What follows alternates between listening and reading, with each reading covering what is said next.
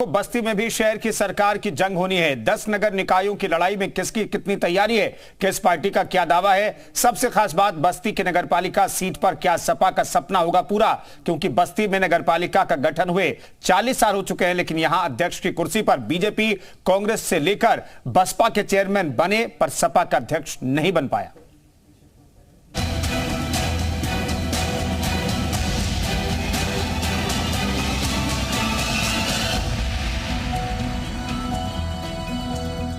नमस्ते, आपके साथ मैं हूं जयप्रकाश शर्मा और आप देख रहे हैं हमारा खास कार्यक्रम शहर की सरकार। और शहर की सरकार का सफर आपको बता दें, बस्ती जिले आ पहुंचा है। बस्ती में 11 मई को वोट डाले जाएंगे, लेकिन बस्ती का चुनावी मूड क्या है, यहां की जनता के मुद्दे क्या हैं और इस बार बस्ती की जनता किसको नगरपालिका का चेयरमैन बनाएगी, आज इसी पे हम चर्चा करेंगे। आपको बता दें कि 2 बार से लगातार यहां नगरपालिका चेयरमैन के पद पर बीजेपी काबिज है, लेकिन बीजेपी के चेयरमैन ने कितना काम किया, बदलाव हुआ नहीं हुआ, शहर में कितना विकास हुआ है, इसी पर हम बात करेंगे शहर की सरकार में। पहले अपने मेहमानों का मैं परिचय करा दूं और साथ ही साथ आपको कविताएं भी सुनाएंगे और विश्लेषण भी बताएंगे बस्ती जिले का है क्या। हमारे साथ आपको बता दें 4 खास मेहमान रहेंगे। संत प्रकाश त्रिपाठी जी हैं, बीएसपी की तरफ से रहेंगे। त्रिपाठी जी बहुत बहुत स्वागत है।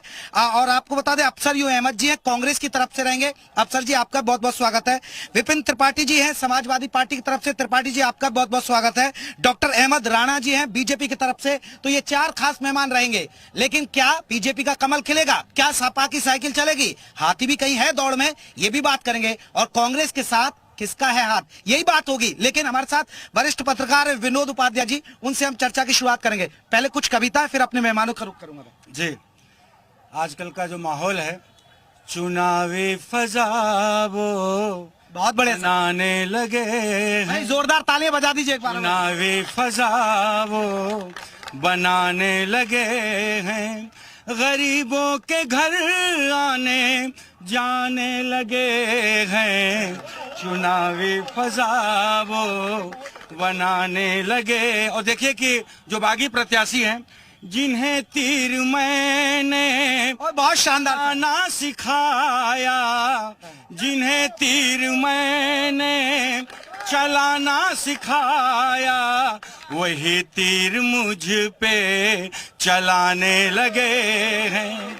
बहुत बहुत शुक्रिया। और जो माहौल है इस समय है, बहुत ही लोग आप एक दूसरे पे जा रहे हैं और बहुत ही मुकाबला जो है बहुत ही चतुष्कोणीय है और आपस में कोई नहीं कहा जा सकता कि कोई प्रत्याशी ही जीत की तरफ अग्रसर है। जनता खामोश है, जनता मजा ले रही है और जनता बिल्कुल खामोश है कि अपना वोट किसे देगी। ये कोई ये मान के ना चले कोई पार्टी तीनों में से कि हम जीत रहे हैं। देखिए, आप शानदार कवि भी हैं और पत्रकार भी, एक अच्छी बात है। मैं फिर आऊंगा आपसे कुछ कविताएं, लेकिन सबसे पहले बात सत्ताधारी दल बीजेपी की, क्योंकि बीजेपी सत्ता में काबिज है और योगी सरकार के काम पर भी क्या मोहर लगेगी। हालांकि आपको बताएं, शहर की सरकार में लोकल इश्यूज पर चुनाव होते हैं। बाबा का बुलडोजर बीजेपी को वोट दिलवा पाएगा या नहीं दिलवा पाएगा, इस पर भी बात होगी। सर, आप बीजेपी में सत्ताधारी दल हैं, मौजूदा चेयरमैन के काम से आपको लग रहा है कि दोबारा से यानी तीसरी बार हैट्रिक बन जाएगी आपकी?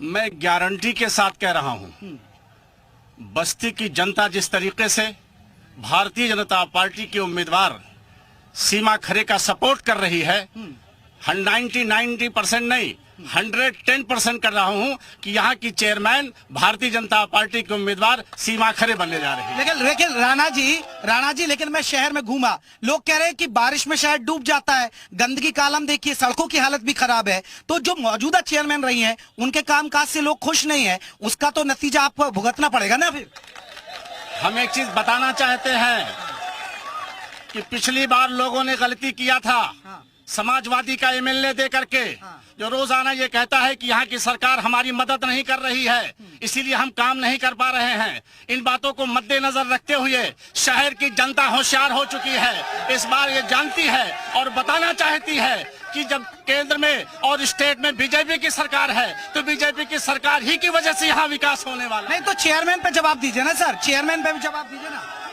चेयरमैन जब हमारा बनेगा इस बार, फिर आप देखिएगा यहाँ का विकास। सब ये तो दावा कर रहे हैं, ये दावा कर रहे हैं कि इनके फिर हैट्रिक लगने लग रही है यहाँ पे। देखिए, दावा कुछ भी करें, लेकिन हमारे आप सुनिए, मैं आऊंगा, सबके पास आऊंगा, आप सुनिए, अपने नेताओं के दावे और वादे सुनिए, मैं आपको मौका दूंगा, यहाँ बोलिएगा आप। हाँ, ये दावे कुछ भी करें, हाँ। हमारे बड़े हैं, लेकिन हम लोग जिस परिवेश से हैं, मैं कहना चाहता हूं, हमारे गांव में कहावत, हमारे समय में कहावत कहा गया, नाव बाऊ कई बार अग में गिरी। 13 तारीख को उनका ये हसन होने वाला है, ऊपर से चौथे 5वें नंबर पे जाने वाले हैं। अच्छा। इस नाते जाने वाले हैं। मैं आपसे पूछना चाहता हूं कि केंद्र में सरकार, प्रदेश में सरकार, इस बस्ती में इनकी नगर पालिका अध्यक्ष थी, क्या विकास हुआ?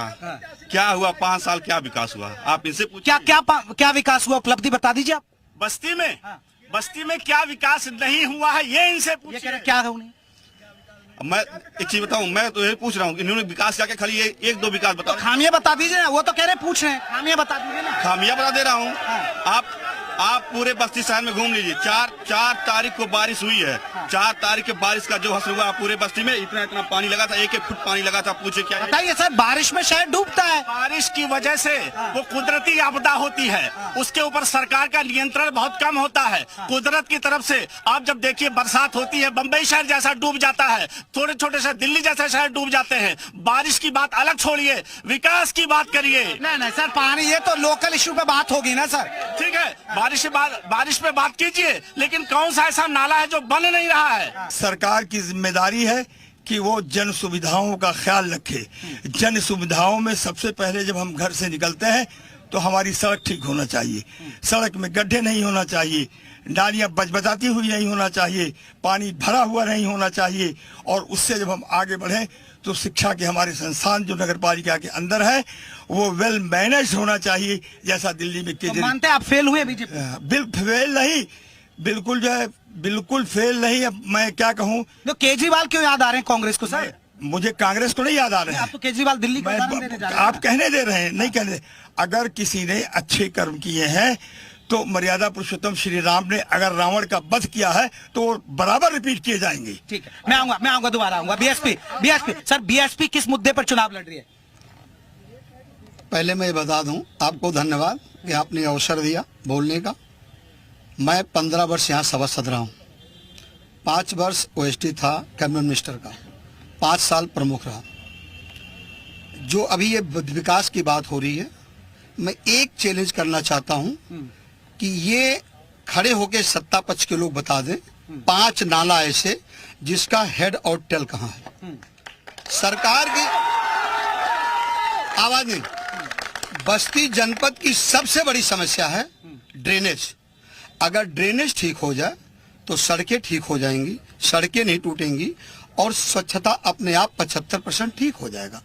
5 साल नहीं, यहाँ की जनता ने दल को कई साल दे दिया, कई पंचवर्षीय दिया, लेकिन हमारे शहर की ड्रेनेज नहीं ठीक हुई।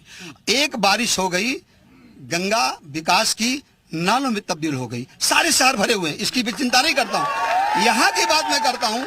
एक समस्या केवल ड्रेनेज ठीक हो जाए, और ड्रेनेज ठीक ना होने का प्रमुख कारण क्या है कि 5 साल पूर्व के जो अध्यक्ष थे ये खोजते रह गए कि नाला ये शुरू से कहाँ हुआ है और इसका टेल कहाँ, हेड कहाँ है, जिसके वजह से ड्रेनेज बदबदा रही है और सारे लोग उसी गंदगी में रहने के लिए बात हो। मैं ये जवाब ले लेता हूँ सर। देखिए, उन्होंने तो कह दिया बाबा का बुलडोजर, मैं आ रहा हूँ, बाबा का बुलडोजर नहीं चलेगा, उससे कोई फायदा नहीं होगा, कांग्रेस कह रही है। और आप नाले का वो कह रहे कि टेल बता दीजिए कहाँ से, आप बता दीजिए। नाले का जो मामला है, शोर नहीं बचाने से काम चलेगा, काम करने से काम चलेगा। ठीक है, जितने भी नाले, नदियां, जितने भी पानी की प्रॉब्लम है, ये सारे के सारी प्रॉब्लम भारतीय जनता पार्टी की अध्यक्षा जब बनेंगी तो उसको हल करेंगी। अब तक आप भी थे ना सर? अभी हम थे, लेकिन किसी वजह से कुछ वजह होती है, कभी कभी नहीं हो पाता। लेकिन आने वाले वक्त में चूंकि पूरे तरीके से हमारी व्यवस्था हो चुकी है, और जब व्यवस्था हो चुकी होती है उसके बाद सारे काम शुरू हो जाए। चलिए, मैं जल्दी से आता हूँ लोगों से। क्या लग रहा है सर इस बार माहौल? बहुत बढ़िया है, पूरी जनता पूरे मूड में है। बीजेपी के साथ? बीजेपी का लग रहा है। बीजेपी विकास के नाम पर जीतेगा, विकास के नाम बीजेपी।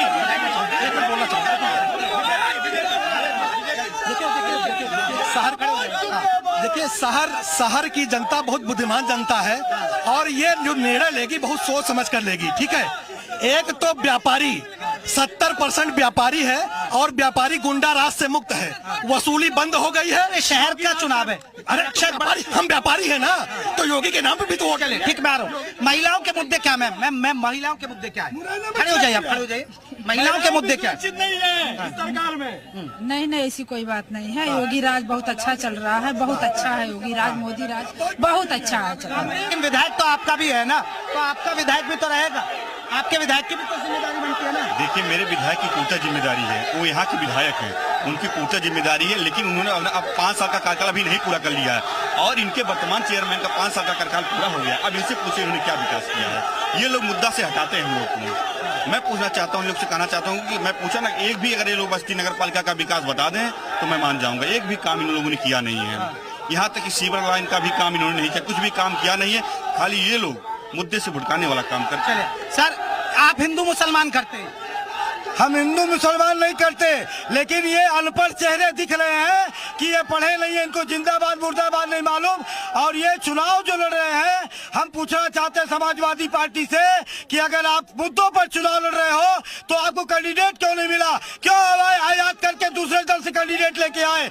इनको कैंडिडेट क्यों नहीं? तो आपकी उम्मीदवारी पर सवाल उठा रहे हैं, उम्मीदवारी पर सवाल उठा रहे हैं। देखिए, बात यह है, ये अगर उम्मीदवारी पे हमारे सवाल उठा रहे हैं तो मैं इनको वैसे पिछले विधानसभा जो चुनाव हुआ 2022 में कम से कम 10 नाम ऐसे दे दूंगा जो दूसरी पार्टियों से यहाँ जाके विधायक भी खुद बुलाए। नहीं तो बीजेपी भी तो लेती है ना। नहीं, हम तो 5 वही लड़ाए, जो 17 में लड़ाए वही 22 लड़ाए। इनके पास कोई मुद्दे नहीं है। इनके पास ये कैंडिडेट खोज रहे थे, इनको 2000 वोट पाने वाला कैंडिडेट मिल रहा था, फिर इन्होंने कांग्रेस से खोजा। अब पछता रहे हैं क्योंकि इनके पास भी कैंडिडेट नहीं है और उसके बाद दूसरे दल से कैंडिडेट। मैं कांग्रेस से जानना चाहूंगा, क्या वाकई में बीजेपी हिंदू मुसलमान करती है क्या? मतलब ये तो जग विदित है, भारत विदित नहीं, ये तो जग विदित है, क्योंकि इनके पास और कुछ है नहीं। एक छोटा सा करगिल में जो है इन्होंने लड़ाई लड़ी और उसका डंका ये पूरे दुनिया में पीट रहे हैं। हमने पाकिस्तान जो हमारा सबसे बड़ा दुश्मन था, जिसकी हमने बाहें तोड़ करके बांग्लादेश बना दिया और लाखों फौजों को अपने कदमों में झुका लिया, हमने कभी भी उसको नहीं, उसका प्रोपेगेंडा किया। हमने सिक्किम को, वहाँ के राजा ने जब वहाँ की जनता के ऊपर जुल्म किया तो कांग्रेस ने सिक्किम को भारत देश का हिस्सा बना। आप किस मुद्दे के, आपके उम्मीदवार को क्यों चुने पब्लिक, बस्ती की जनता?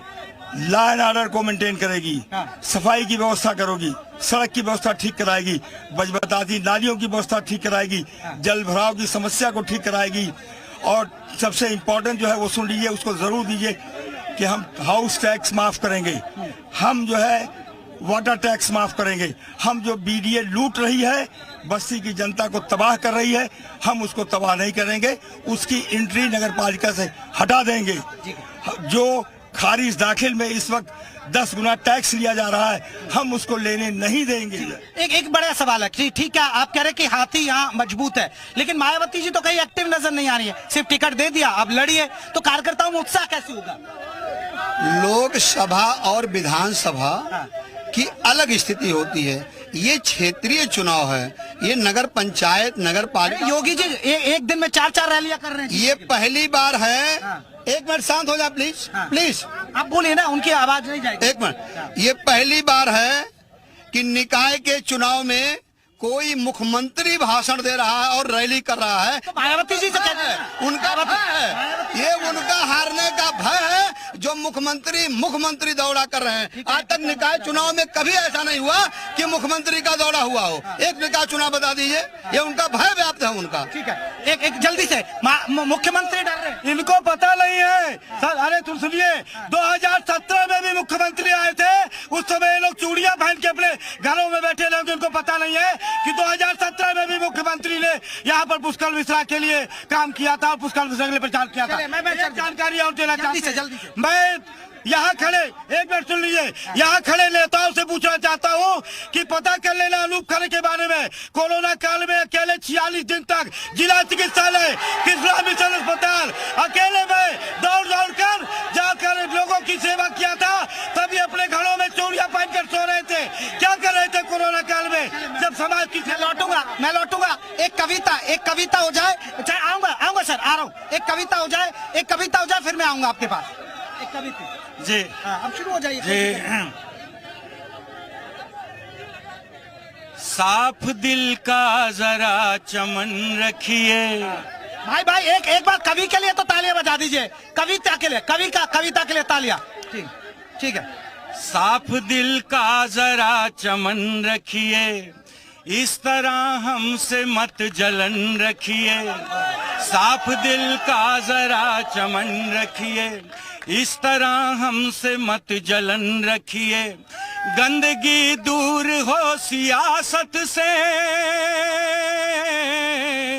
अच्छे लोगों का ही सदन रखिए, अच्छे लोगों का ही सदन रखिए। है निगहबान आप सीमा के, है निगहबान आप सीमा के, बहुत शानदार सर। है निगहबान आप सीमा के, सर पे बांधे सदा कफन रखिए, सर पे बांधे सदा कफन। बहुत बहुत शुक्रिया। चलिए, बहुत शानदार कविता। और मैं आऊंगा पब्लिक के पास भी, चलेंगे नेताओं के पास भी। वक्त एक छोटे से ब्रेक का, ब्रेक के बाद लौटेंगे तो शहर की सरकार में बस्ती से बाबा के बुलडोजर पर सवाल पूछेंगे। क्या बाबा का बुलडोजर इनको वोट दिलवा पाएगा या फेल हो पाएगा? एक छोटे से ब्रेक के बाद।